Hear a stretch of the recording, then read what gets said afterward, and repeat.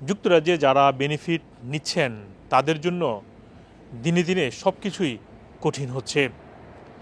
এদিকে ওয়ার্ক এবং pension secretary lease Kendall গত মঙ্গলবার বিবিসিকে জানিয়েছেন, যারা কাজ করবে না, বিশেষ করে তরুণ অথবা পড়াশোনা করবে না, তাদের বেনিফিট বন্ধ করে দিবেন। এ বিষয়ে তিনি বলেছেন, আর্ন অর লার্ন, মানে হচ্ছে তাদেরকে পড়াশোনা করতে হবে অথবা কাজে নামতে হবে, নতুবা তাদেরকে যে বেনিফিট পায় সেটি বন্ধ করে দিবে সরকার।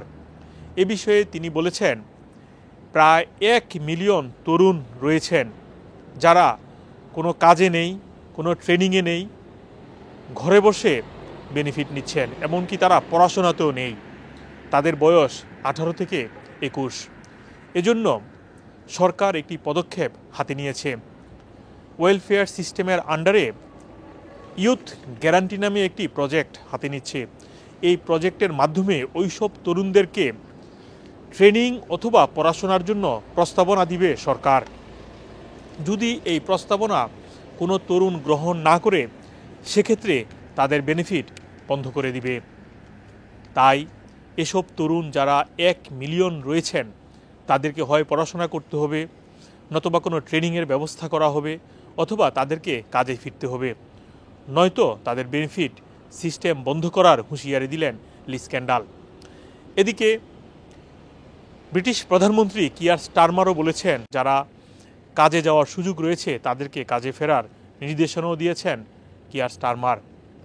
অন্যদিকে আরেক জরিপে দেখা গিয়েছে, বর্তমানে প্রায় 9.3 মিলিয়ন ব্রিটিশ নাগরিক তারা কাজে নেই, ঘরে বসে বেনিফিট নিচ্ছেন। এর মধ্যে দেখা গিয়েছে কোভিডের সময়ও ছিল তার চেয়েও কম। যেই 9 মিলিয়নের উপরে মানুষ ঘরে বসে কাজ না করে বেনিফিট নিচ্ছেন, তাদের মধ্যে 3 মিলিয়ন তাদের মানসিক সমস্যা বা স্বাস্থ্যগত সমস্যার কারণে তারা কাজে ফিরতে পারছেন না। তবে অন্যদের ক্ষেত্রে হুঁশিয়ারি দেওয়া হচ্ছে এবং বলা হচ্ছে তাদেরকে কাজে ফিরতে হবে। এছাড়াও বর্তমানে যারা বেনিফিট নেন, তাদেরকে নির্দিষ্ট একটি পরিমাণ কাজ না করলে বেনিফিট তাদেরকে কর্তন করা হয়। এই নিয়মটি কিছুদিন আগেই চালু হয়েছে।